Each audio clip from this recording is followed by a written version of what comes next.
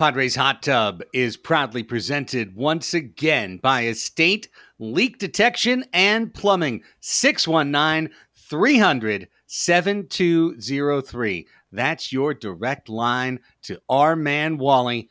He is local, he is reliable, he is independent, he is there for your plumbing needs, Chris Reed. He is. And you know what Wally's not going to do? He's not going to tell you something that isn't what he thinks is true. We had a leak in a wall, and a guy came in with big dreams of a project that he and his assistant would be able to do for weeks and weeks, and they started jackhammering. Guess what?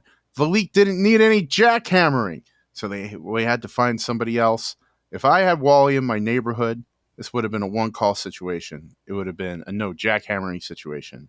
It would have been a Wally come get it done with a smile and, frankly, a pleasant aroma. Aroma aside, I mean, sometimes these are smelly jobs when it comes to. I'm talking about Wally himself, plumbing. not the job. Well, the plumber.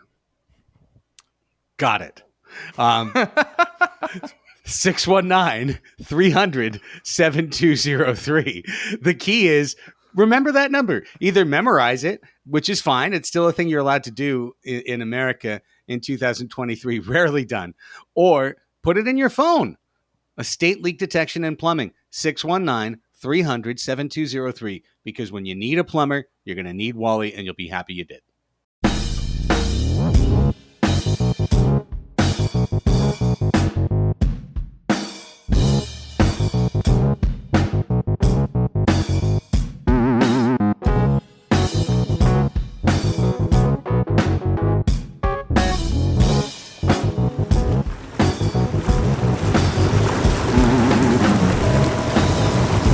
Padres Hot Tub, everybody. We are back, reunited, and it normally feels good. But what we're talking about, we're going to try and keep, our chins up and a stiff upper lip. Raphie Cantor is back. I'm Craig Elsten. Chris Reed is here. A couple week honeymoon. Congratulations, Raphie. For all of our patrons, if you want to hear about Raphie's European vacation, all available on our Banter podcast, which is part of your Patreon subscription. But it's great to have you back for baseball, and it's I'm very sorry we meet under these circumstances once again. No, it's okay. I based on how I was feeling while I was gone, I assumed the Padres went 10-0 while I was gone. Right? That's what happened. Right? Right, guys. There was a part that was kind of like that, like it was half like that until it stopped being like that. Which was this past weekend. And we got a lot of ground to cover today, including a special guest at the end of the podcast. We're going to be joined by Dylan from the Substack called Letters to AJ. And I tell you, we all saw during the All-Star break his two-part piece on really what makes up clutch hitting in Major League Baseball. I think we all agreed it was some of the best writing in terms of explaining what this actually means in the sport. So we're going to talk to Dylan about that and dig into that. That's going to be at the end of the show. So whether or not you're miserable about how things are going, please remember to stay till the end of the show and hear from Dylan and hear from Letters to AJ. First, the news. A lot of good feeling coming into the All-Star break, coming out of the All-Star break, and right until the ninth inning on Friday night in Philadelphia, as the Padres shepherded an 8-1 lead with just 3 outs to go to come roaring into Citizens Bank Park, roaring out of the All-Star break. And then the wheels fell off.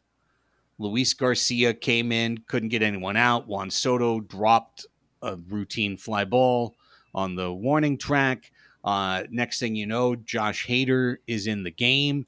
Next thing you know, in a game that the Padres were leading by at least 5 runs almost all the way through, they'd used all 3 of their top relievers. And it was walking into a doubleheader, kind of a bummer situation. Chris and I did a post-game show afterwards and, felt good about the win and also probably spent more time talking about the ninth than we did the previous 8 innings and the 4 homers because we knew else. Because we knew what was going to happen next. And by goodness, didn't it? Because Friday's win and the knock-on effects of Friday's win 100% set the Padres up for the cascade that was to follow. They, the next morning, play a game that they jump out to a solid lead and in classical Padres fashion do not add on to it and hang on and have Blake Snell out there, but Blake Snell can only go 5 innings on this day and had told his skipper that before the game because he was sore coming out of the All-Star break, which you get sore. Maybe it was just sore from his last start, but nonetheless, it was just good for him. That's how you avoid getting a giant injury in your free agency here. Correct. And when it came to the point where the Padres needed to rely on their victory formula relief, it wasn't there. Nick Martinez gave up ground. They turned to Tim Hill. It didn't work. Next thing you know, they lose that game. And you knew, because now they've used all their guys Friday night, Saturday morning, that the Saturday nightcap was going to be Weathers and the AAA Brigade. Yeah. And it was Weathers and the AAA Brigade, and it was a 9-4 loss that felt like it was written in before the game started. And then you get to Sunday, and you think, okay, good aggressive chance here. Lugo's pitching well. They have to sit for 3 hours to play the game. They play it. Boom, bing, bing. Padres take their 3-0 lead. Padres are just given a 3-0 lead in every one of these games. Get to the middle innings again. Fall apart again. Rally this time. Tatis, bad ankle Tatis, off the bench. A clutch hit. Driving the ball, a low single through the infield. A clutch hit. 5-5. And in so many previous years, and I promise, guys, I know I'm preambling a little bit, but I think it's just setting kind of what happened. In so many previous years, in that spot, you'd feel so great about the San Diego Padres. They've just rallied to tie the game 5-5. They're showing so much fight, but it's 2023. So instead you go, well, here's the bottom of the 8th. They got to shut them out here. And then we've got one chance to score runs and get Josh Hader into the game, because if not, we're heading into extra innings and we're screwed. It's all over because this team can't win in extra innings. And sure enough, that's what plays out. They don't score in the 9th. The doom feeling sets in. In the 10th, they get the Manfred man in without a hit. They bring in Josh Hader. Bink. Game's tied again. And not another guy reaches for the Padres the rest of the game. And they lose the game. And they cry about a pitch clock violation. And their heads aren't even straight at the end of the game. And Melvin's ejected again. 0-9. Playing what my friend and immaculate talk partner Joe Sheehan calls Calvin Ball. The new rules extra innings. And Raphie, with a Manfred man on base this season, the San Diego Padres are 5 for 31. Yeah. I think I haven't checked since the stats refresh from yesterday, but they have in extra innings going into yesterday's game, they had a 48 OPS plus hitting in extra innings. I don't want to bury too much of like what we're going to talk about later on with Dylan, because a lot of that conversation ties into, what we're going to talk about with clutch hitting and our understanding of it and kind of how the Padres approach generally kind of lends itself to sort of unclutch hitting. I actually didn't feel despair going into the extra innings yesterday. When we went into extra innings, I had that classic gambler's fallacy of they can't possibly lose again. I was genuinely like, there's no way. Like, there's just no way that we're gonna roll the dice and it's gonna come up 7 again. Like, there's just no way. And shame on me. Fool me once, shame on you. Fool me 9 times, shame on me. Okay. So I saw something in the Discord where someone was saying that there was like a less than 1% chance that happens if you assume that this is 50% odds, and every time you do it, 9 times, now you're getting below sub 1%. I actually don't think it's 50%. I don't think it's like really how the math works out. A lot of it, first of all, it depends on if you're the home team or not. That factors into it. But I also think at what point do we have to talk about like mental stuff? Because I know that's kind of like hooey in some sense, and that in the long run, this like it evens out, and like you don't have to talk to me, about like things evening out over the long run, and not buying into kind of like superstitious stuff. But like this is like I've never seen anything like this personally, and I haven't been watching the game as long as you, Craig, and I so I'm curious your thoughts on that, and Chris, like what you think. But like it feels mental in a way that I haven't ever seen before. Oh, okay, we're getting a drawing. Curse. No, it says curses. Foiled Cursey. Again. It says curses. As in tinfoil hat. Curses. Foiled again. I'm not engaging. There's no curse. But this year, if it's going to wind up this way, will be remembered for years. For years. For these inexplicable things. And Ben had the stat this morning on Ben and Woods, and I'm sorry I don't have it right on I think it was 8-26. It might have been worse than that because it was 1 out of 5. Maybe it was 5-26 in our since like mid-May in 1 and 2 run games. Because I know they're, I believe, 5-16 in 1 run games, but they're also terrible in 2 run games. And it's just. How? Right? How does it happen? You got it? Yeah, this is for this year. In games decided by and I want to shout out Kevin Acey, who had it in his newsletter. It is very good. I highly recommend it. In games decided by 1 or 2 runs this year, the Padres are 16-29. And a lot of those, that was the point Ben made. A lot of those were early. They were in April. The wins, the 1 and 2 run wins, basically since the start of May, just haven't been there. It's been blowout wins and close, agonizing losses. And the most familiar pattern was the one we experienced 3 times in a row, an early lead. But it used to be at the start of the year, get an early lead, and this team is iron tight. Give up an early lead, they lose every time. The bullpen was pitching immaculately during 2-run losses. 3-1 games, 2-0 games. They were locking it down. But when now we are in the summer and 3-0 leads need to be protected when you bring them to the 6th inning, instead they are uniformly being lost because Bob Melvin now truly has nowhere to turn. I know I've talked a lot, Chris, about how I feel Nick Martinez has been misused. I stand by that.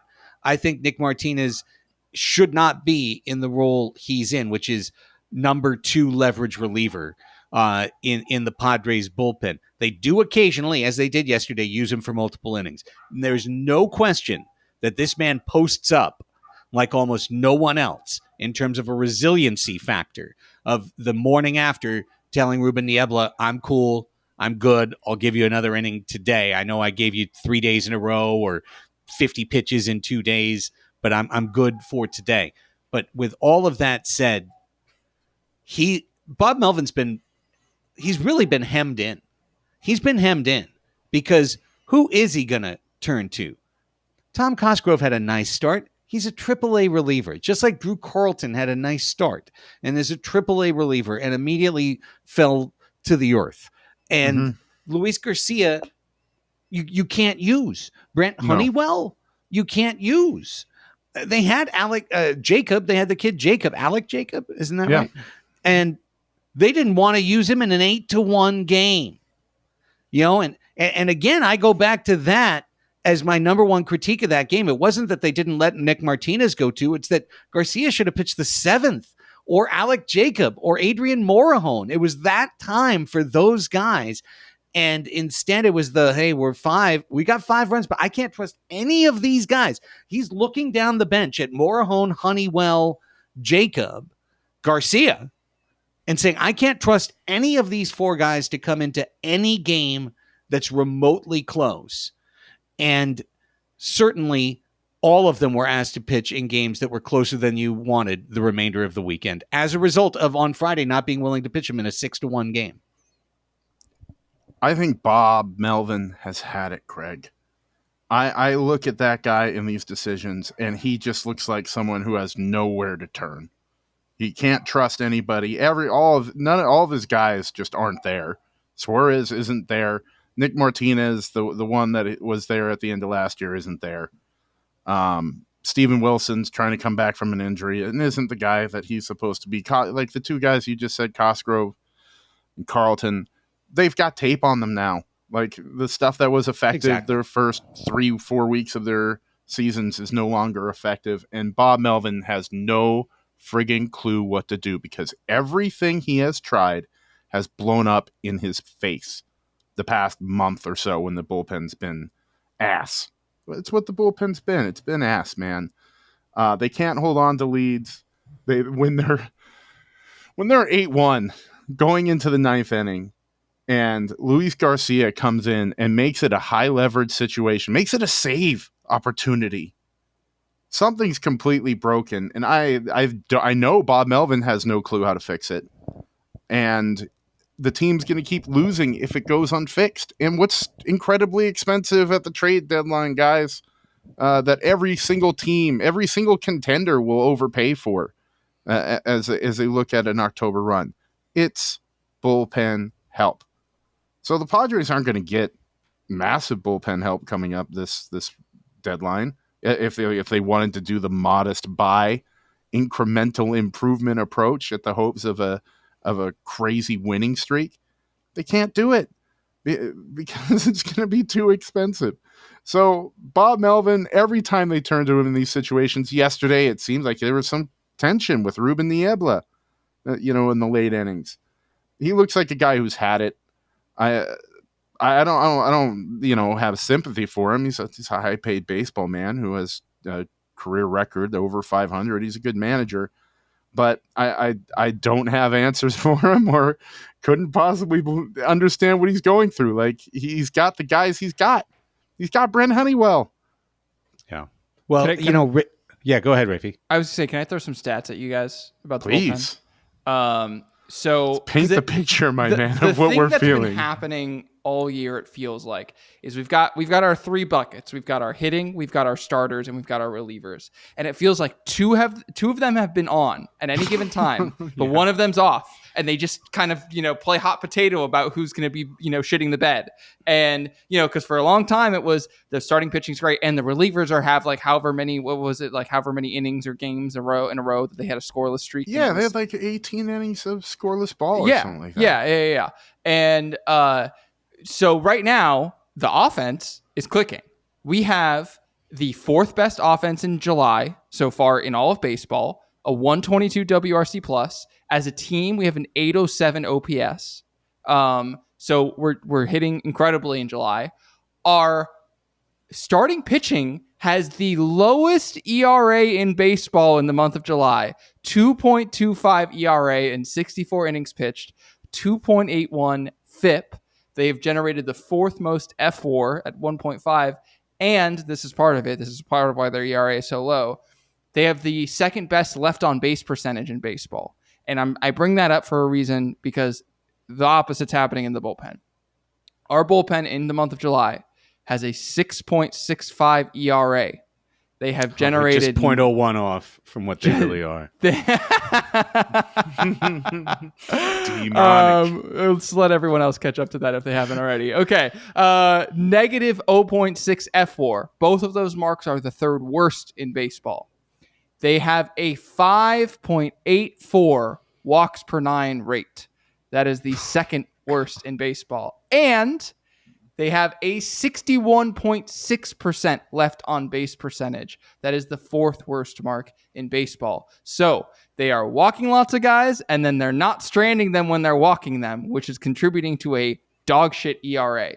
So I'm not... I mean, of course you can blame the bullpen. They've been playing like shit. But also, they weren't playing like shit in May. They were playing fucking incredibly. And they're regressing now because that's not who they were. They're somewhere in the middle between these two extremes. And the thing that sucks is that we couldn't take advantage of when they were playing incredibly and bank those wins. And that's been the story the entire season, is not being able to bank the wins when the wins were there for the taking, Greg. It's absolutely true. A big part of the reason why the Padres bullpen struggles, in my opinion, is that this Padres team only has a couple of guys in their bullpen that have reliable swing and miss stuff. Josh Hader is obviously first on that list. And we'll talk about him in just a moment. And Wilson is the other. And Wilson was hurt. And the second he left the bullpen, and by the way, he came back and pitched poorly, of course, in his one outing and turned 3-0 into 3-2, which helped along the way for Saturday's agonizing loss. But what you saw the second that they didn't have another swing and miss guy was that every single leverage situation, it was going to be somebody where the ball was just going to get put in play hard. Yeah. Or they're going to nibble. Hill, Martinez, all of them keep getting dinked and just BABIP'd to death. Yeah. I mean, Honeywell and Morahone, Morahone's got high-speed stuff. He's never had it figured out. Honeywell just gets hit because he's not good. And that's the thing about Hill and Martinez. Hill and Martinez shouldn't pitch leverage relief because when it comes down to it, it's just rolling the dice and hoping that the 94 to 101 mile an hour line drive is going to go at a guy. Or in Martinez's case, hoping that the delicate swing balance of his curveball and his changeup and his super hittable sinker are going to be in perfect synchronicity with each time the right card in the basket so that he fools the hitter. That's what he needs. That's his win condition to get out of a tough situation unless somebody's making a great play behind him. He also needs to be able to locate that sinker. His two, setup pitches. His sinker and his cutter, he hasn't been able to throw that where he wants it seemingly since May, really. Because the sinker, he throws for balls, so he gets behind in the count, and then he's serving up hittable stuff with his predictable off-speed stuff. And his cutter just seems to get hit into the stands on leadoff batters all the time. It happened 3 times in 5 outings. He literally gave up a first pitch game-tying homer. Emilio Pagan was not this efficient. This is an evolved form of Emilio Pagan. I will immediately allow the homer. They don't the have first roles, thing I throw is gone. They don't have roles. We don't know who's doing what. Everybody's done everything, for the past month. It's just been cutting you off. It's been cutting off the nose to spite the face, and robbing Peter and paying Paul, and so many other metaphors. It's been a disaster. They know what Josh Hader is, but even then they'll bring him in to give him, innings in the middle of winning streaks and no leverage situations. And then we get to see him in 8-3 games because they're terrified that they're going to lose a game. And I think that speaks to what you guys were talking about mentally, what I call a curse. If you're in a dugout and every player thinks that they're going to lose the ball game, that's a curse. I'm not saying somebody put it on it. I'm not saying there's a witch. I'm saying there is a cloud over the team. Now it's in the bullpen. Before it was in the hitters. They couldn't trust the guy after him. They couldn't trust the guy before him. And so we're seeing these desperate, sad outings. Let's talk for a second about Josh Hader, Raphie, because we can talk more about Nick Martinez. And the thing about Nick is that he walks a lot of guys and he also gives up more than a home run per 9 innings. So it's a delightful combination to have as one of the must succeed parts of us winning a game. But Josh Hader is supposed to be the end of the story. He is our win condition. If he's out there, we win. And look, made the All-Star team, has great stats. 2 things stand out to me. One, building off your point, Chris, 37 appearances this year for Josh Hader. And in 13 of those appearances, he's come into a 3-run or more lead, including 7 4-runs or more coming in. For a player who is as delicately managed and is such a gentle flower and must only be used 2 days in a row, and then that can't be a day game and a night game, and then it can only be 3 outs. Like, the fact that we've devoted about a third of his appearances to 3 runs and more is just a true bummer. The second is, this man's only blown 3 saves this year. Four. Yeah. 4 saves this year. But holy cow, have they been huge losses. Like you really point at some of the very most important games. And of course, the first one is the one Chris and I were at with Gooch, the Dodgers game. It's 2 out of 3. It's a super successful series. It's a win on national television, and he serves up the bomb to Mookie. Juan Soto drops the fly ball. I've heard that friggin' story before, Craig. Yeah. And then his next blown save was his very next time out when the Padres really needed him. They again could have won in Minnesota, and it was the Manfred man, and it was a lead, and he came in and he blew it, and they lost. It was in the 9th. No, he was in the 10th. Yeah, he pitched in the 10th, and he blew it. He couldn't stop the Manfred. He couldn't pitch over it. Of all the players on this team, the one pitcher you expect can pitch over the Manfred man is the guy with the 98 sinker and the crazy slider. But he's actually 0 for 2 this year trying to save games in extra innings. And then the other one was against Miami, and that would wind up being a huge game. That it was a 1-0 game that they lost 2-1. And you go, well, how can you blame him for that? Well, the next one was this one against Philadelphia. And it's just the difference to me between you are the elite closer that must be paid $20 million a year and must get the Edwin Diaz deal, and you're a closer. You're a good closer, but you're not the best closer. You're very difficult to work with. You know, you've got a rider that's 3 pages long on your contract. And honestly, he's kind of been a little bit of a letdown to me, Rafe. Like, it's just, it's not only the usage, but then it's the fact that when he has blown those 4 games, it's been like at the most important times for this team. Yeah, I mean, it's interesting for a guy who strikes out, basically 1.5 batters an inning consistently. He has a career 15 K per 9 rate, which is unbelievable. He's actually below that this year. He has a 13.37 paltry K per 9 rate. It's kind of, baffling that he can come into these situations, especially in the extra inning, things that you've talked about, where is he striking guys out in those situations? Like, of course, yes, he is. But it just takes one, which is something, again, we will touch on later when we come to clutch hitting. It just takes one little dink into the gap or one pitch from Mookie Betts to change all of that. Something that's really interesting as I've been looking at Josh Hader's page, which, by the way, if you haven't yet, go to his StatCast page. It's unbelievable this year. Literally, every single slider is at 96, 100, 98, 97, 99, 100, except for 2. Fastball spin, which I don't really want to talk about because it's not really important to what I want to say. Walks. He is walking a lot of guys this year. He is walking 4.8 batters per 9 innings. And it's certainly not something, again, when you're in San Diego, you're going to be compared to Trevor Hoffman. It's certainly not something that Trevor Hoffman would do of, coming into games in the 9th inning in high leverage situations and putting guys on. That's not going to be a key to success.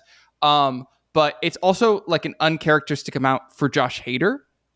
He has a career 3.5 walk per 9 rate, and to be, 1.5 over that basically, is something that I kind of hadn't anticipated. And another thing, by the way, that Mookie Betts home run is the only home run he's given up so far this year. He's having like a historically good season in terms of home runs. And that's not, I bring that up because that's actually not something I would suspect to continue. I think like if you're going to, right. Things evens out, like, and again, that's gambler's fallacy. We are an anti-gambler's fallacy podcast. That doesn't mean that someone is going to homer. I'm just saying that, from an expected, for instance, if you look at his expected FIP, it's literally 1 run over his actual FIP. Because they expect over the long run, given how many fly balls he's given up, that some of those are going to leak over the fence. So, we're getting away from what you had talked about, which was like, is he a disappointment? I wouldn't go so far as to say that he's a disappointment. I think like he is elite. Like, again, I'm like bringing the stat class sliders thing into it. Like, he is like superlative, one of a kind, and he's gonna potentially fetch a really big price on the trade market if the team is willing to do that. We'll talk about that in a little bit. So watch what you say, Craig. The Royals, don't tank his Yankees value, might jerk. be listening. Yeah. So I wouldn't consider him to be a disappointment. I would say that I wouldn't consider him to be the best team player. Which is maybe what you want from your closer who's coming in the highest of high leverage situations. Yeah, playing 1 inning a game. Yeah. So I'm going to slightly disagree because I don't necessarily think that I would agree that it's a disappointment, but I do think that there are some things to be wanted, if that makes sense. Can I throw my assessment real quick, because it won't be long? I think half of his blown saves aren't blown saves. They're giving up singles. It's man-for-man junk, Yeah. I don't blame Josh Hader for that at all. I think his only like true one was the one we saw, Craig, the home run. That's the one where they needed him to walk away with a win, that one in the Dodgers game, and it didn't happen. In the Miami game, 1-0, lost it. Yeah, but the Dodgers one was just so huge momentum-wise, and it's against our rivals, so you got to fucking win it. Yeah, you know what? It's just like when I got mad after that Dodgers series at Juan Soto. And by the way, not for nothing, Juan Soto's hit very poorly in July. Yeah, he is hit very, very poorly, poorly in July while playing, again, just god-awful outfield. He's just he's a liability in every sense. I love when he gets to the ball, it's a guaranteed 4 steps before he can stop his momentum. Like every single time he gets to it and it's thump, thump, thump, thump to stop. And by then the runner's barreling into second base and it doesn't matter what his throw is. But yeah, I just want to say the point.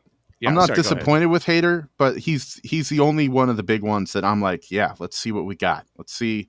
I don't care if we're getting single A guys back.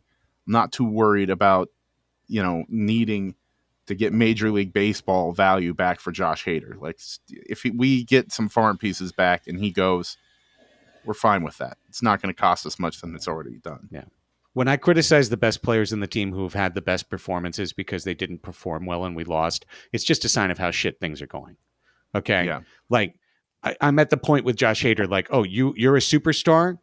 You're a super pitch over the Manfred man one time.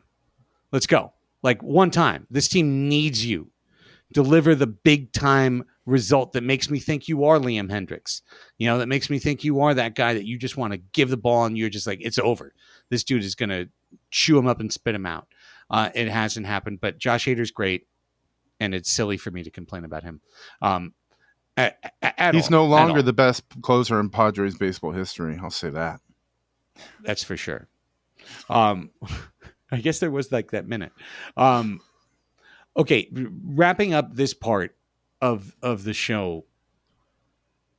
Where are we right now? I had to go back and just, we assume everyone knows all these things, but I had to go back and remember exactly what the 5 stages of grief are.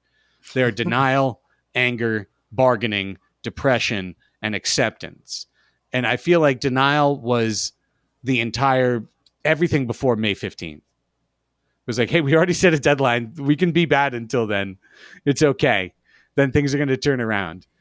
And then it definitely got to anger. Anger peaked after they lost in Pittsburgh, and the 3 of us like cursed 100 times on one show.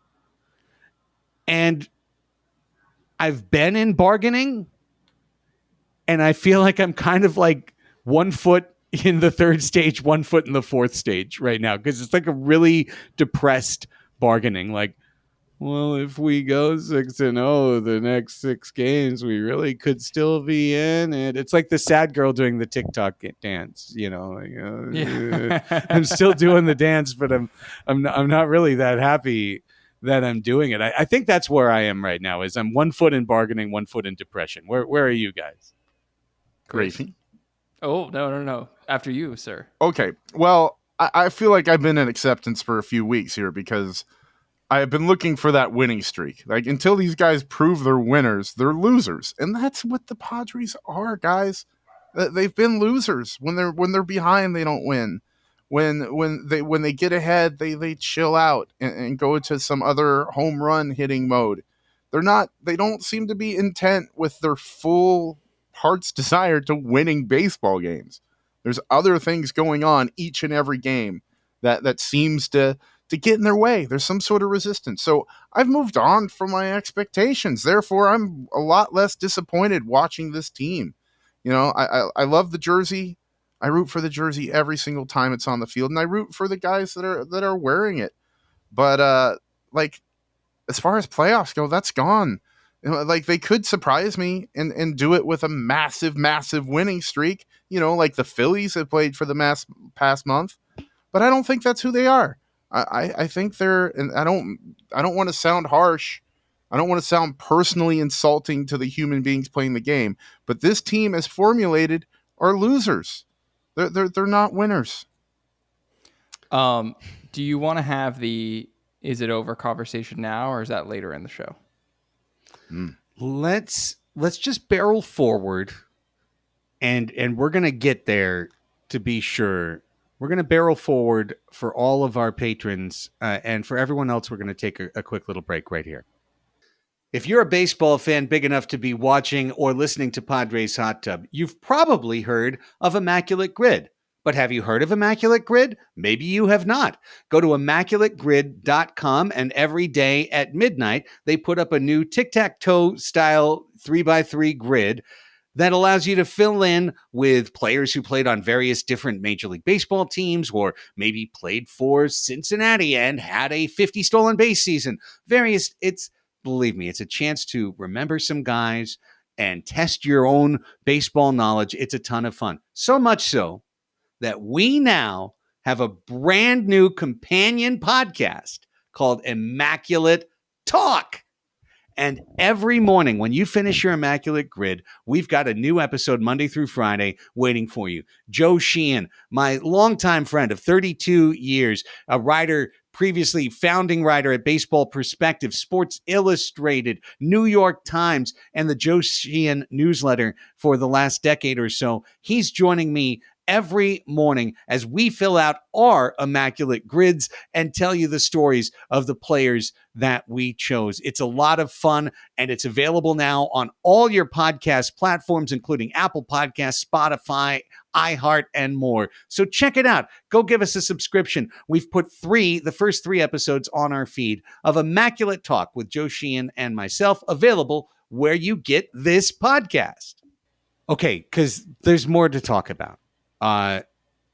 There's injuries. There's the things that bedevil every baseball team during the course of a season. And it's just amazing, Rafe, that you talk about how in July the Padres have had the best starting performance out of their rotation. When the Padres rotation is out there, their planned starters have pitched to a 3.7 ERA as a group this year. That's just outstanding. But 17 times in the first 96 games, the Padres have had to turn to a non-rotation member to start the game. And of course, those are all games, or some of them, that Nick Martinez could have started. But he moved to the bullpen and moved down to the options. Those starters, Rafe, have gone 6-11 with an ERA of 7.74. Going from 3.7 to 7.7. I thought for a second, Craig, that number was going to be lower than I anticipated. It was exactly as bad as I anticipated.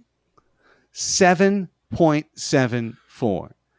Michael Wacha, hey, it's no big deal. He always has a period of every year that there's a little shoulder twinge. Padres injury translator, here it is. 3 weeks later, he hasn't picked up a ball. He hasn't played catch. Oh, he's going to start in the Philadelphia series, the Toronto, the Detroit series, maybe Pittsburgh is where we are now. Yeah. Next homestand. Maybe the Cancun series, the way things are going currently. Yeah, I mean, again, I was expecting the Waka, not him to be hurt, but like I was not expecting Michael Waka to be the version of him we got in May that was pitcher of the month to, for the rest of the year. I was like, there's going to be some regression at some point. I didn't think it was going to take this form. I didn't think it was going to take the form of him being, in a prolonged injury. But I think that in a way, like, the team could have baked in some sort of, lack of production from him in some way, shape, or form. So, like, I think of all of the things that are on the list right now, it's the thing that worries me the least. I think because I'm much more worried about, for instance, the ghost of Robert Suarez. Who is playing in El Paso, and I went out and I don't think looked fantastic in his start, or in his relief appearance, I should say. I'd like to think when he comes back that will solve things for the bullpen, but it's like one of those things where, like, will it be too late? Like, I like, we're talking about all of these injury things, and I'm just like, how much does any of this really matter? I guess is my question to you, both of you. Well, I want to play that old 80s song, right? I still believed. Do, do, do, do, do, do, do. I want to still believe until the flame is out on this team that they're going to have the hot streak that we've thought that this team could have all the way through. Not just us, the algorithms, the computers, correct. Every analysis in baseball. Mm-hmm. Everything. And I know that when they trade Snell or Hader or Lugo or all of them, that the second you do that, this season's over. This season is OVER. Done. And the pieces are going to come out. The number, maybe it's only 3 of the big 4 that start publicly complaining. Maybe Xander's happy-go-lucky. I don't know, but you're going to hear it. The stories are going to be written. The national guys are going to get their piece. So until the very last moment, I don't want them to release the rope. I really don't. And I still see these obnoxious, heartbreaking games and see the team take a 3-0 lead. 4 straight days in Philadelphia. Just here we are, we're in Philly, and we have a 3-0 lead. And when the team is getting on base and hitting home runs the way that they have been in the month of July, they're going to score a lot of runs. But it's like you said, there's always 2 buckets that are full and 1 bucket that's got the plug in the bottom pulled out and it's just pouring out water. And the offense couldn't sustain when the pitching and defense were tremendous. And now the offense is doing fine. The defense is fine. And the starters are great. Those who can be there, but they just can't be there. And that's what's got me the most worried is, like, for them to go on a run, it needs to be every day handing off Darvish to Snell to Musgrove to Lugo to Waka back to Darvish, and no weak spots. And that's a way for this team to win. But Joe Musgrove has bursitis in his elbow. Joe Musgrove is just having a cursed season. Even when he's pitching well, his arm hurts. And Michael Waka might be done. Like, he literally might be done. Or he might be nursing his way back in the middle of August into the rotation. And like you said, at that point, who even gives a crap? Yeah, that's like the most likely scenario, but it's also irrelevant. Like, if he comes back in August to give his 120, the season's over by then. Probably. So, okay. I have thoughts on this. I brought this up before. I will keep this brief. But there's a lot of discussion in our Discord about people, I think, fighting over, is the season over or not? This is the discourse now. Is like, when do we get to declare the Padres of 2023 dead? Yeah. And I have a feeling that's getting stronger and stronger, especially having been gone for a couple of weeks and coming back and just kind of seeing the state of the team and everything, and being able to kind of pull back and look at the big picture, which is one is that I think until we are mathematically eliminated from making the postseason, no one is allowed to declare the team dead objectively. Anyone is allowed to, I think the question of is it over is actually like a deeply personal question, is my point. I think it's actually like says a lot about who you are as a person, and anyone's allowed to feel the way that they're allowed to feel. But I'm starting to come around to the idea that no one's allowed to tell someone else that it's over. You know what I mean? Because I'm seeing people try and bend other fans into seeing the team the way that they see the team. And that's where a lot of the discourse comes. And especially when the team's doing poorly, that's where a lot of like the pain comes in, because it's like can't you see, won't you wake up and smell the coffee I think that there are like objective stats to say the Padres have somewhere between a 20 and 25% chance of making the playoffs at this current moment. And then there's the like deeply personal and spiritual question of like, is it over? And I think that like we can talk about the objective part, but I think the subjective is it over is actually like something that I think every person has to answer for themselves. And I think I'm going to try and be respectful of that, I think is what I'm trying to say. And if I were to hope anything for the fan base, because we all went through 2021 together. This is a different experience. This is a different flavor of the same experience, but it's different. And I hope in these times that we can share some sort of courtesy to one another and let everyone answer the question of, is it over for themselves? Because I think the next couple weeks until the trade deadline are going to be very taxing on this fan base. And I'm with you, Craig. Like, I think if, we have the Preller conversation until our, faces turn blue. But I hope that AJ Preller is checking like he always does on what the price of his guys that he could get for selling them are, and not pull the plug until July 31st. You know what I mean? Right. Because if he does that, then he's doing his job correctly. And I hope he does. And because I think people are like, he's going to go and sell the farm to try and I actually don't think we're at that point anymore. I think we're at the point where things are becoming very clear that it's either a hold steady or sell, but I don't think we're going to be doing much buying. So is it over is a personal question, I think is my point. And I think the next 2 weeks decide all of that. So, enjoy the ride till then. Yeah. And look, when you're losing, it's not enjoyable. When it feels like your dream that you've had since the winter is dying, not to be too dramatic about it, but that's the feeling. It's like you're with this team every day for 3 hours or now a spiffy 2 hours and 38 minutes. And it feels like you're with someone who's dying. Like it's over. It's getting worse. They're not getting better. We keep thinking they're going to get better and they're not getting better. And people they deal with that tragedy in different ways. I think what we often rub up against, for example, in our Discord is the same handful of folks like taking every opportunity, every hit allowed, every run scored, every error, every hit not made to be like, told you. And that's just not productive. I get it. You think it's over. Like everyone, I couldn't agree with you more, Raphie. I'm basically just underlying what you're saying. Chris. Well, dude, Craig, you've talked about this being a consequential season. I hope it is, like, in terms of the team itself, but it shouldn't be consequential for the fans. It shouldn't be consequential for the fan base. Like, this is the most disappointing season in Padres history. Like, no doubt, up to this point.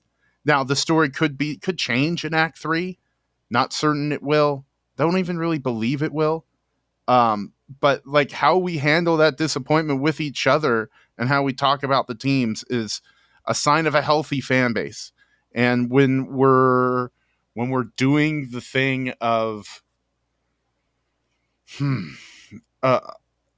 dooming, putting our inner disappointment and trying to infect others with it, That's one of the worst parts about fandoms. Like, this should be about us, watching this team do what it always has done to an extent in the most extreme, like painful and sometimes hilarious way possible. Like, I have laughed out loud at some of the stuff this team does. And as we get into the deadline, which I think you're right, Raphie, it's going to decide it. And I don't want him doing anything until the clock has struck, 11:55. We should try to take it a little easier on each other. It's coping. It's a way that people cope, is by saying it's over. It makes it easier to digest and everything like that. But it's, I think people want to point to like one moment and say, this is the moment that the season died. And that's actually not true. That actually is not true. And also, we don't get points for that. No one gets points for being quote unquote right about the quote unquote moments that the season was over. No one gets the pundit awards or anything like that. We're all in the same boat. So I think, especially in the next 2 weeks, be kind to one another. I don't know how it's turned into this sort of thing, but just like let people answer that question for themselves. And there's a lot of people out there that just like watching this team play. Yeah. Like, I love watching Blake Snell pitch in a Padres uniform. I like watching Juan Soto, even though he's been a bit of a burden at times to watch as a fan. I like watching him in the uniform. So if they lose these guys, I don't think it's just a strategic thing to reload the farm system for down the road. I think it's a stab wound to certain parts of the fan base that want to see these guys play, that feel like the promise was made that these guys are Padres. Couple of positive notes, okay? Because I still believe. We talked about having only one swing and miss arm in the bullpen. By the weekend, we could have 3, because Wilson is working his way back into being a full-fledged member of the group, and Suarez, who you brought up, will be back. Suarez will be back soon. You'll remember last year, he took a little while to get his control of his pitches under control. Like, well, you can't just bring him in and start throwing him 3 straight days in the 8th. Yeah. Right. Like, it's turning the dial the direction we want it to go. Luis Camposano should be back this series, as long as there's no setbacks, and as long as he's allowed to cross the border into Toronto. And that's something we've been hoping for since the middle of April. And getting to clean out Nola and have another offensive bat that has a chance. Now, is it going to work? I don't know. And the other thing is, Fernando Tatis Jr. on Saturday, he twisted his ankle. Like, he legitimately rolled it. You could see it. He was limping. He came into the game the next day, delivered a hit, stayed in the game, and appears to be tracking to play in Tuesday's game. And for they got their bag, they don't care crew, and the reverse, which I couldn't even believe I had to argue with Tevin about in the weekend. These guys, Snell and Hader and Luke, they're just not committed. They're not committed the way the other guys are. Like, this team is trying to win. They are agonizingly failing at that job almost every time, bringing the win this close and seeing it turn into sand and slip through their fingers. But they're not a mile away. They're not a bad. I mean, I get it. I've said the same thing you said, Chris. Until proven otherwise, they are a bad team. But like, they're a losing team. But I believe in the bones of this thing. I know they're 8 games back in the wild card. They have 3 different teams that are over 6 games ahead of them in the wild card. The idea that you're going to catch all these teams, it requires a rocket burst now. It's not simple, get it turned around. And even on the flagship today, Ben and Woods, Woodsy had a whole segment about, guys, just keep playing hard. Just keep playing hard. All I want to see is effort and I'm just like, this is how sad it is that we're getting down to Little League. It's kind of orange slices, yeah. Well, keep playing. We don't want a 2019. We don't want a 2021 where they dropped the rope at the end and they didn't care. Like every other year, we're going to deal with this. Just play hard. And I'm not there yet. I think I'm where, according to Kevin Acee, Bob Melvin is, which is at the end of his rope. And that's how it was literally described. And it's not to say his job security is on the end of its rope. It's to say that better not be. No, that dude's been. He fought cancer last year, and he came back to this. Well, in that same interview, Kevin Acee on Darren Smith's show on Monday, he did say, and Darren said that he had heard as well, that there have been internal conversations about the manager in the Padres front office. But I think it's more couched in terms of like, does this guy just like want to get out of here? Like he's just sick of this nonsense and wants to be onto a more amenable project. Rafe, I've been on your camp all the way, and I'm going to be really disappointed, I think, in Peter Seidler for having this Pollyanna vision of AJ Preller, that he's just the best executive. He's just pure excellence. When you say AJ, you say excellence. I say, really?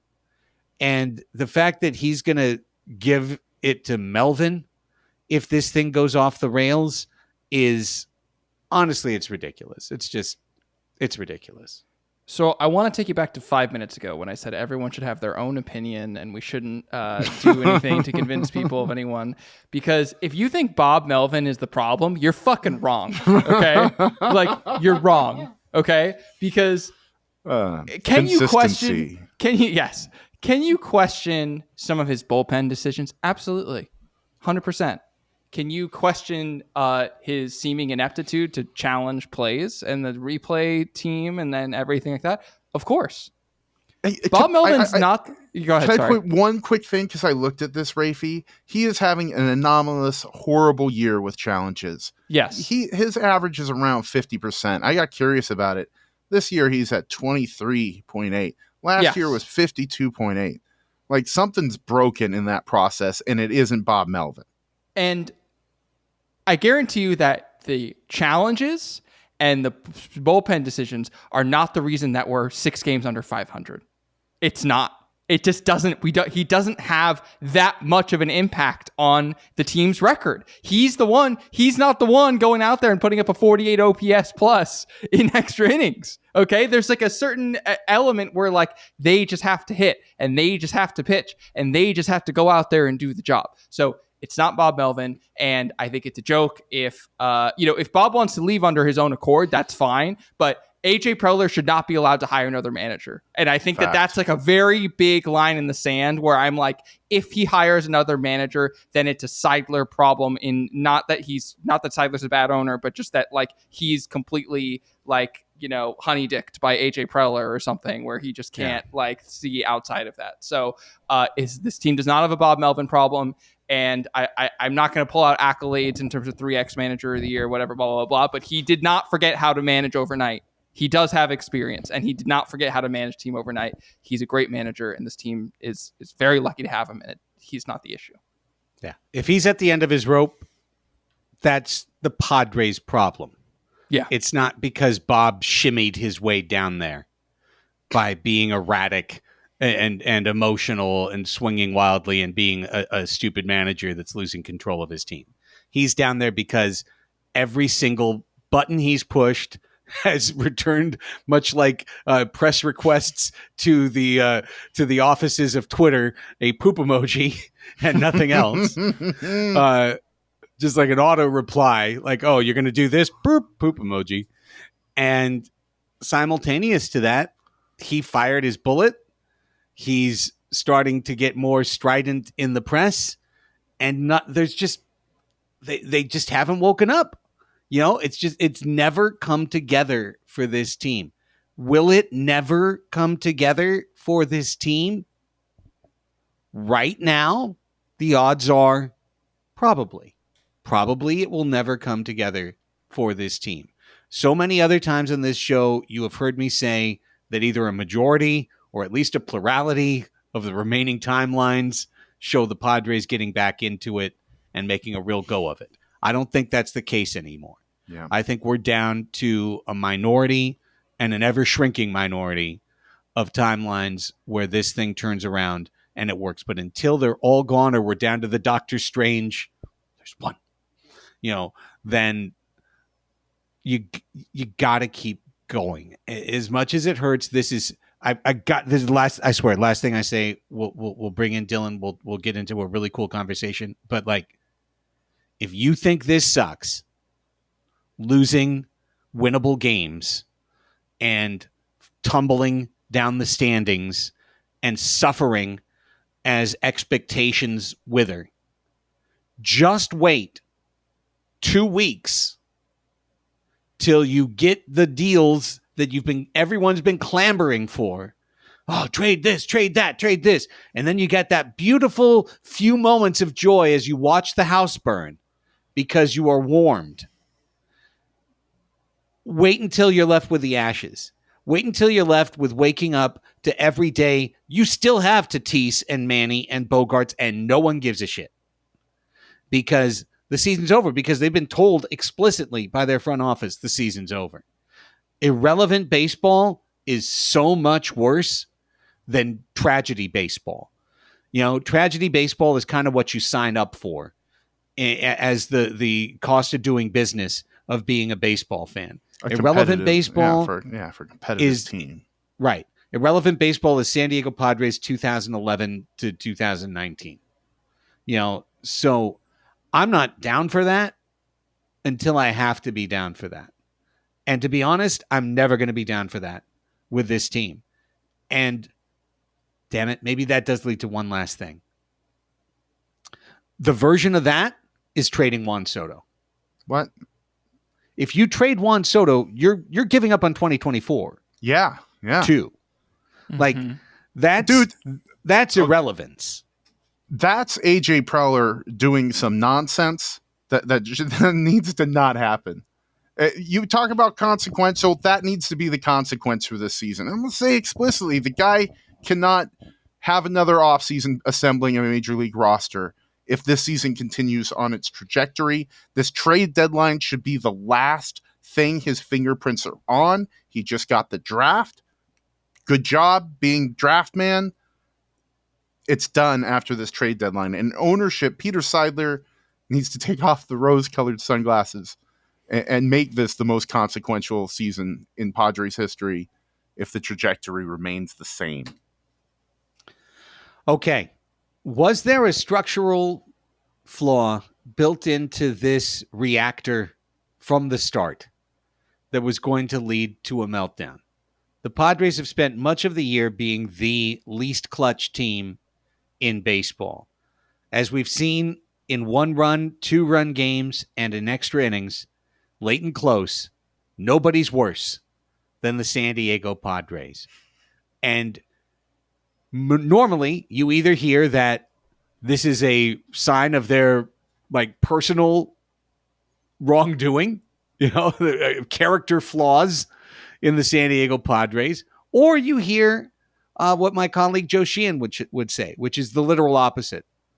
LOL, nothing matters. All of this stuff is crazy noise.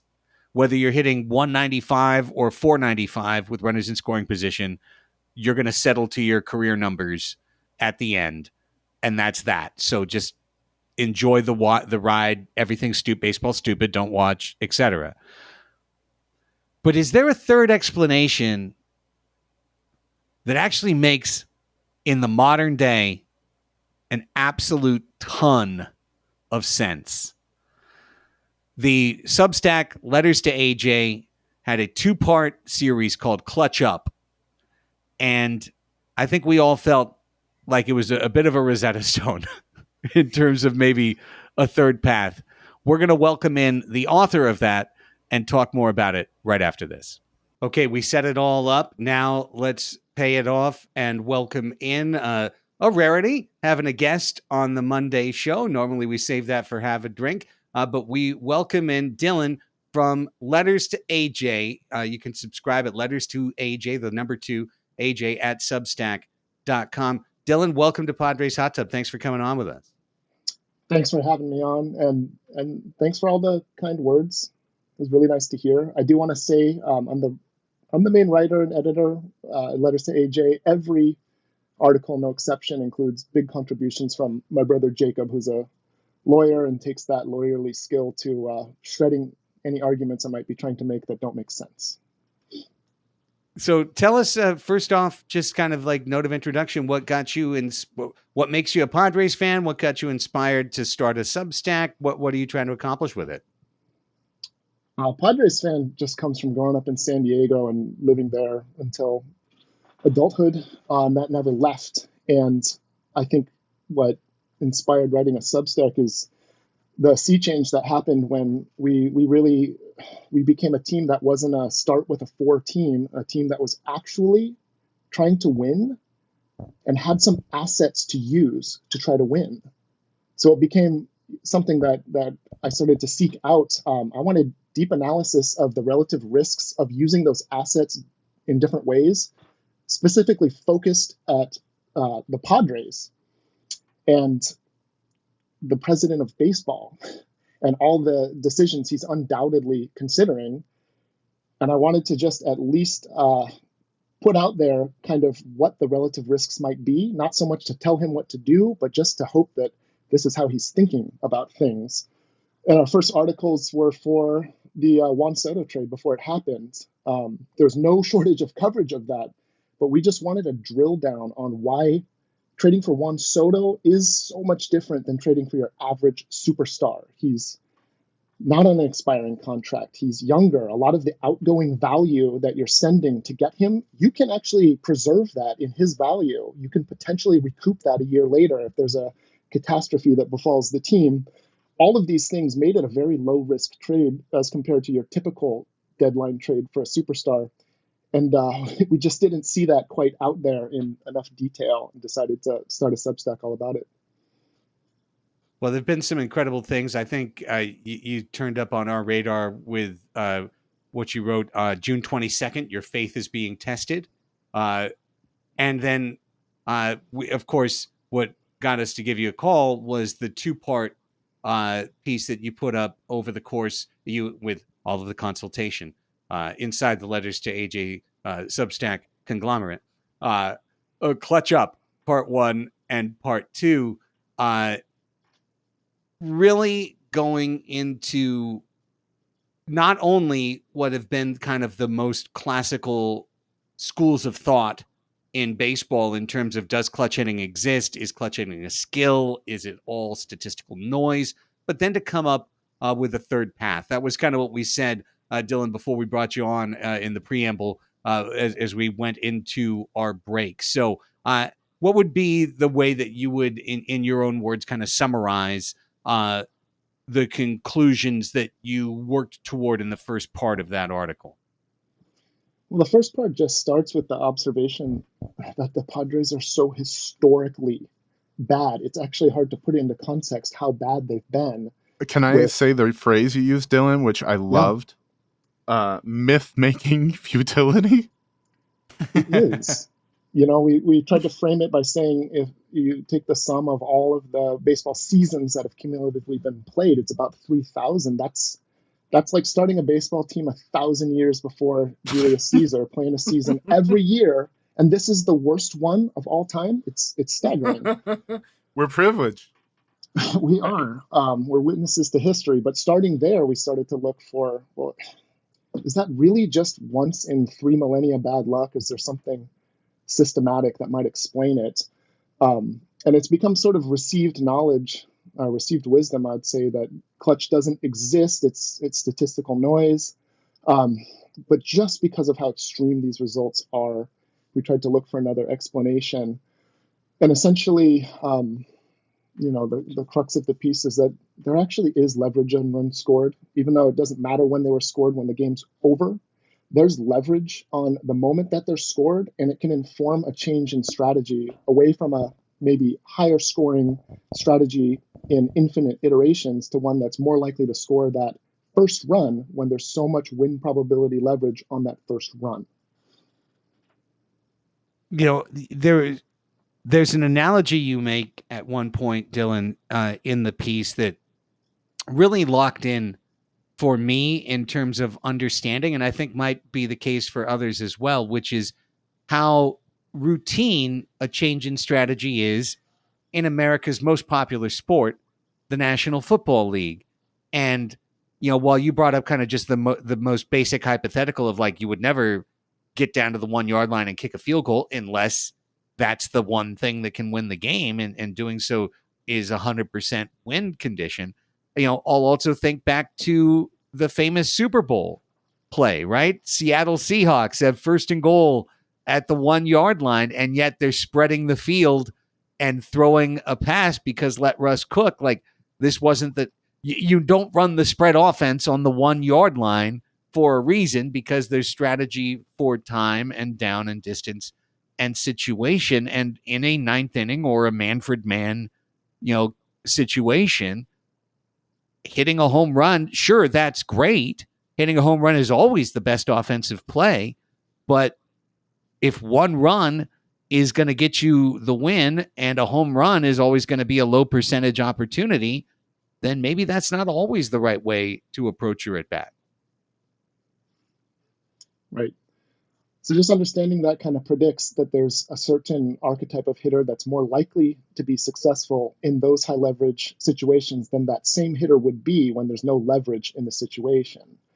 What we get into is whether, if a player has the ability to mode switch, could that be considered being clutch as a skill? And that's what we explored in the second half. Here's what I think broke our brains was in that first half when you put up, and Fangraphs does this, they've taken all the late and close situations and have a clutch leaderboard, all-time clutch leaderboard, all the players in baseball history with enough at-bats to be on the board. And here's the top 10, top 15. Here's the top 15 clutch hitters in baseball history. Well, guess what? Number 1 is Mr. Padre, Tony Gwynn. That's great. Makes us feel good as Padres fans. But let's see if we can find a trend. Tony Gwynn, Pete Rose, Scott Fletcher, Mark McLemore, Ichiro, Dave Parker, Omar Vizquel, Ozzie Guillen, Lance Johnson, Jose Lind, Mark Grace, Gary Templeton, Billy Spires, Jose Vizcaíno, Willie Bloomquist. The 15 most clutch players in MLB history, and even counting the Cobra Dave Parker, Dylan, they're all line drive hitters. Can I really quickly, guys, just define what the clutch stat is on Fangraphs? Because I think it's important Please. for understanding this conversation. So the way that it's calculated is basically it takes a player, when we say clutch, the stat clutch, it's on Fangraphs. It's defined in their glossary. I encourage you to read it if you're not. But all it does is it compares a player to their own performance in terms of win probability added in situations that's leverage dependent, essentially. So it takes into account whether a situation's high leverage or low leverage and subtracts that from win probability added in neutral leverage index situations.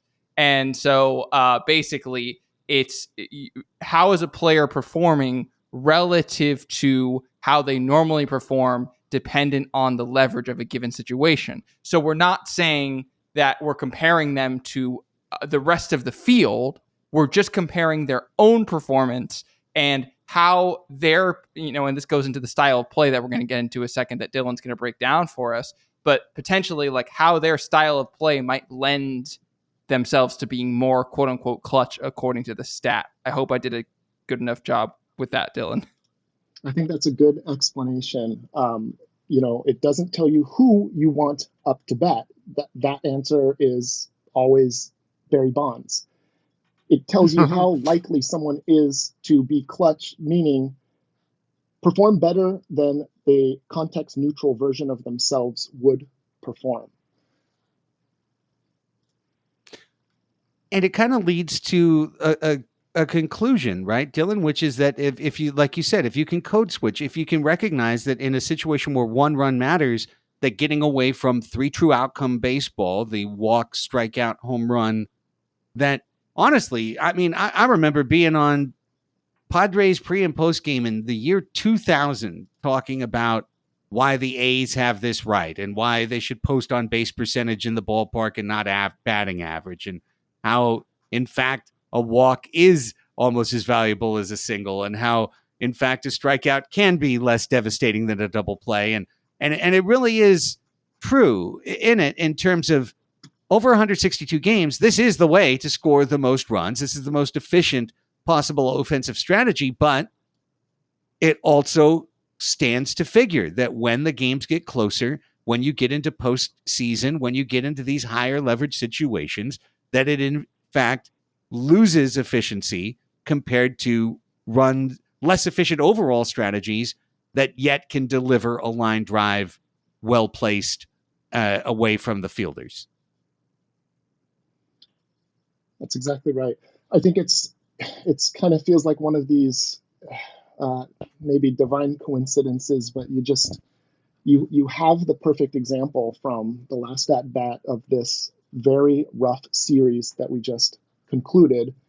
You have Kyle Schwarber at bat, probably the 2023 quintessential 3 true outcomes hitter. He's actually leading the league in strikeouts, and his strikeout rate is something like 35% of his at bats. And he goes down 1-2 with a runner on third and less than 2 outs. And you see the swing that he takes when he loops a lazy little fly ball into left field that has an expected batting average of probably close to 0. But that fly ball carries a win probability of close to 100%. If in that moment he deliberately shortened up and just reduced the chances that he's going to strike out, maximize contact, that's him recognizing that situation. And that's an example, potentially, of clutch hitting in action. Now, especially in the second part of your piece, you really kind of explore, are the Padres doing things the wrong way? I love that you brought up the classic statistician, Monty Hall problem. This is something that got thrust very slightly back into the national spotlight when, for 3 straight seasons, Survivor did literally the Monty Hall problem as an elimination. And by the way, Dylan, if you aren't a Survivor fan, I would like to let you know that all 3 times the person held on to their choice. And all three times they were right, which was just so annoying. It was so deeply annoying for all the mathematicians who literally put out podcasts the next day going, no, you should always change. You should always change. The Monty Hall problem is if you're shown 3 doors and there's a goat behind 2 and there's a car behind 1, and they say pick door 1, 2, or 3, and you pick door 1, and then Monty goes, well, hey, let's show you what's behind door number 2. Oh, look, it's a goat. Now, would you like to stay with door number 1 or switch over to door number 3? Statistically, you must switch. It's a 66.7% chance, a 2/3 chance that you are correct by switching. And Dylan, I think the biggest point of that, right, is not to show that you're smart and you know a cool thing. It's that the decision changes when the information changes. And that the parallel to this is, in a late and close situation, the information has changed. We know that a walk or swinging for a home run in that moment isn't as important as get the runner over, get him in. Yeah, that's right. When the game's starting and you have no idea how many runs you need to win the game, maximizing the total run scoring that's objectively the right strategy. But you accumulate knowledge along the way, and that creates the possibility where you can be in a situation where mode switching to a much lower probability of scoring many runs, but higher probability of scoring a run can be the preferred strategy. If you have the ability to mode switch in the moment like that, maybe you have that clutch trait. Guys, any other questions for Dylan? Yeah. There was something I really wanted to touch on because this was what unlocked this whole thing for me. which is when you first introduce this kind of third theory of clutch, and you link a Reddit thread from I think 2016 or something where this is kind of first broken down, and it kind of explains why the 3 true outcome approach in high leverage situations doesn't really work. And I will quote now directly from your article, which is quoting from that thread, which is that of the 3 true outcomes, 1, strikeouts, which are always bad, are even worse than usual. 2, walks, which are usually good, are sometimes worse than a quote unquote productive out. And 3, ball and play situations that are bad in a context neutral sense, like deep flyouts, ground balls deep in the hole, and errors, often produce game changing runs. Home runs, of course, are even better in a high leverage situation than they are under normal circumstances, but they're always the least likely of the 3 true outcomes. High leverage situations reward putting the ball in play, even weakly, and harshly punish walks and strikeouts. And I just wanted to pick your brain on this in the context of the new extra innings and the Manfred Man, because we're 0-9 in extra innings this year, which, despite our 3 true outcome approach, is still a statistical anomaly. I'm very convinced. Most definitely. But I thought it was interesting because it feels like now, not only are we a team that hunts for walks and everything, and that's not rewarded in high leverage situations, as you point out, but also like walks are a weapon in the Manfred Man situation of the pitching team, not of the hitting team, who gets, typically when you're thinking, oh, I'm getting on base, I'm getting rewarded for this. But now a double play ball is essentially being set up by default by walking someone.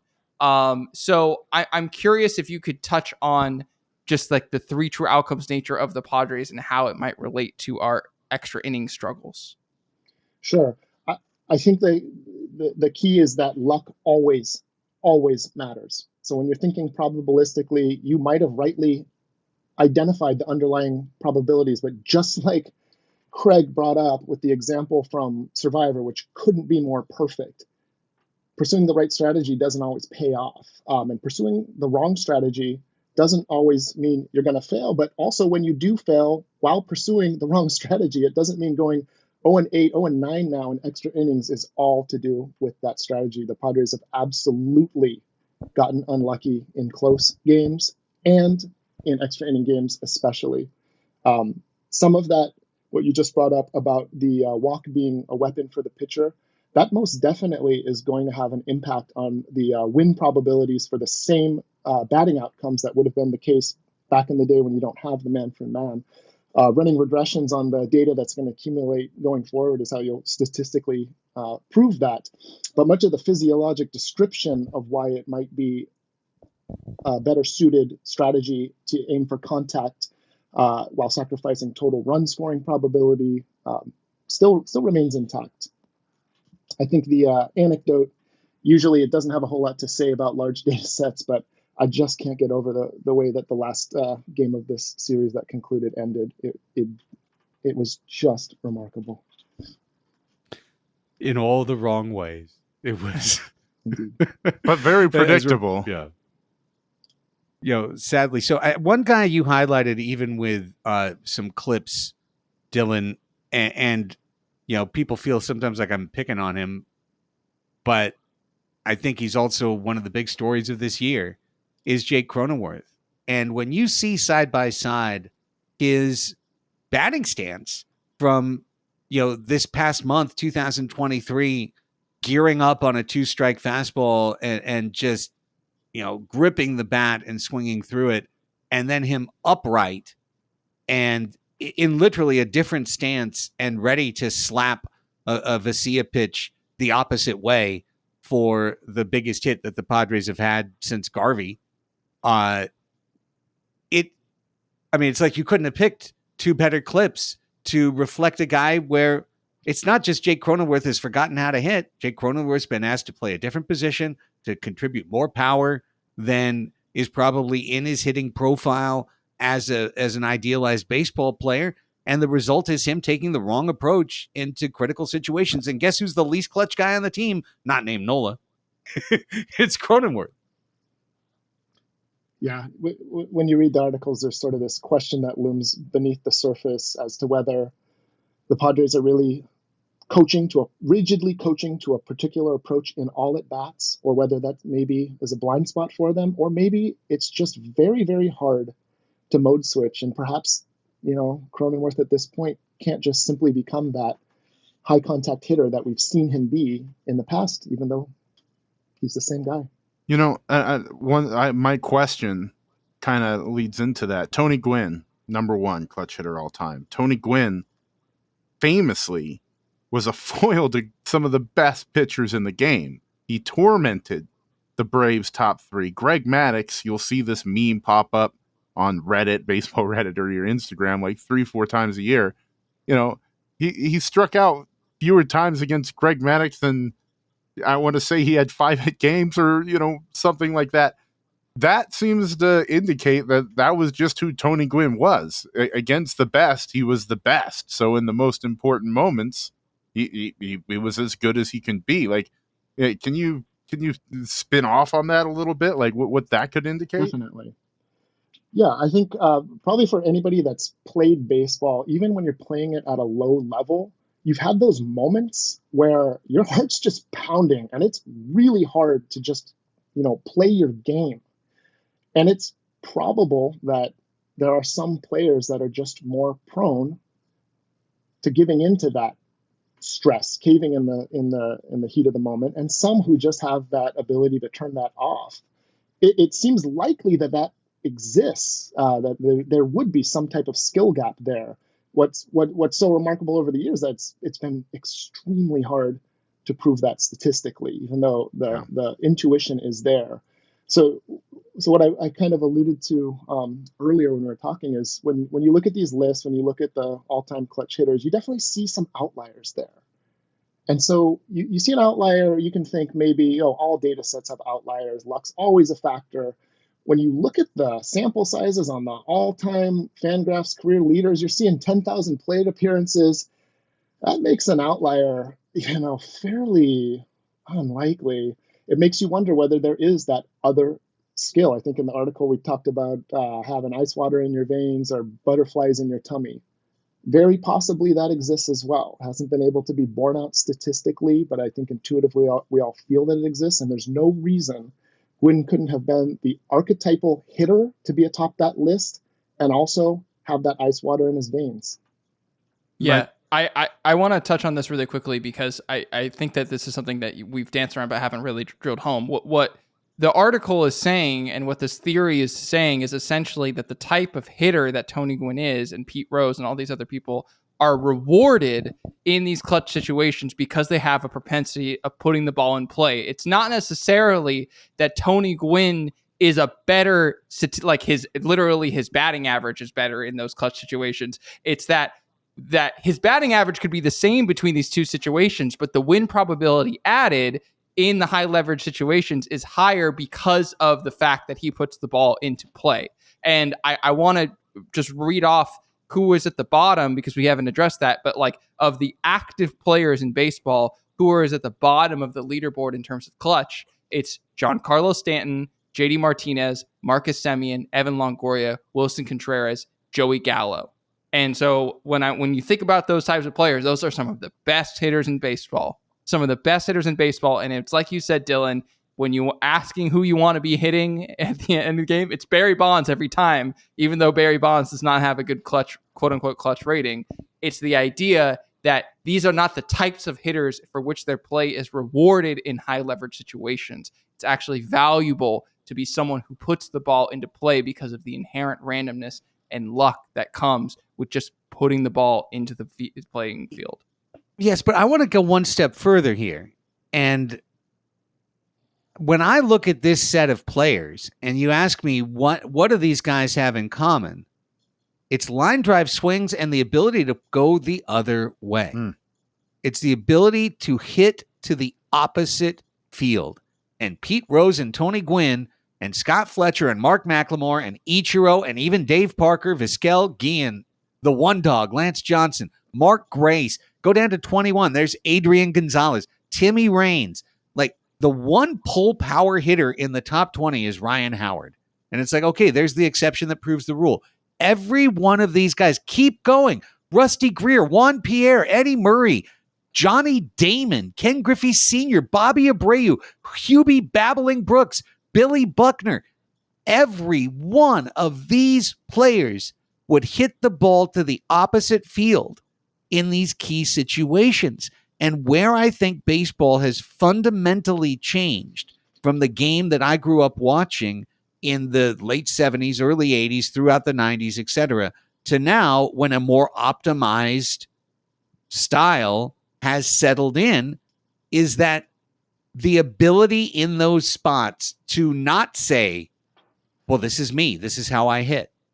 I keyhole an inside inside third fastball to pull over the left field fence, and I walk on outside pitches. And instead to say, oh, you're going to put it over there outside, boop. You're going to shade everything to me as I'm going to pull, and you're going to throw me an outside fastball. I'm going to hit it over there, and that's going to be a hit for me. That's the pressure, Dylan, that the great hitters and the clutch hitters put on a pitcher, whereas when a 3 true outcomes player is up there in the 9th inning, you know where their zones are, avoid the hot zone, go to the cold zone, strike them out, and they're pitchable too. In other words, I think it's letting the pitcher off a hook a little bit when you eschew opposite field. And to me, that's one of the things you can hang your hat on versus 3 true outcomes. I think the players that can go the other way, there's a larger suite of pitches for which they might be able to put a good swing on the ball. That certainly creates more pressure on the pitcher and just probabilistically leads to more at bats where they get a pitch they can handle and can do something damaging with. Damaging might mean a lazy fly ball to left field. Right. Because if it brings the run in and you win the game on that run, that's it. Not all runs are created equal is one of the big parts of this. But just in closing, I truly recommend for everybody who's been listening to this conversation who might be interested, don't just stop with this conversation. Please head over to the Substack Letters to AJ. And Dylan, let everyone know how they can subscribe and support what you guys are doing. Just subscribing to the newsletter, it's free. That's support. That gives us encouragement to keep spending the hours and hours and hours that we do on this type of research. If you don't want to subscribe and you just want to know what we're producing, we post it all on Twitter. Just follow us at Letters to AJ, number 2, AJ. Either way, reach out if you want to collaborate. Like I mentioned, I consider every article, even if I've written every word, a collaboration. I'm happy to collaborate. If there's bright minds out there that have some questions that haven't been answered yet. Dylan, will you change the name of the Substack if you're no longer writing letters to AJ, and do you want? Is that an outcome you like?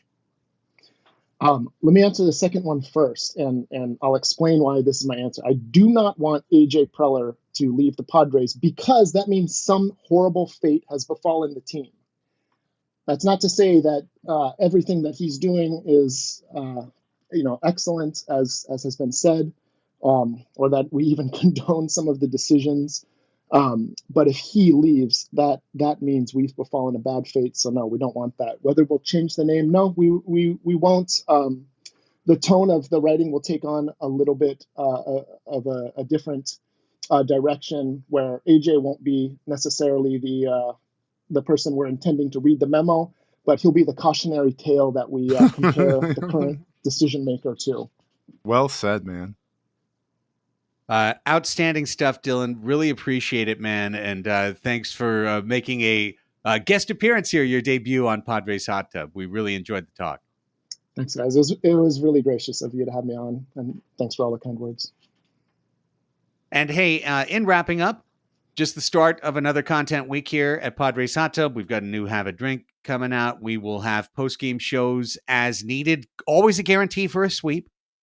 We've only had to try and fulfill that one time all year long, but always a guarantee for a sweep. But we will be along with post-game shows as needed. I do feel like, and I've said before, that these games are playing games.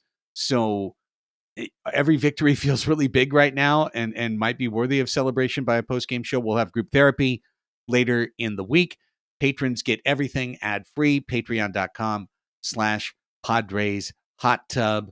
And we thank you all for listening. Guys, any parting words?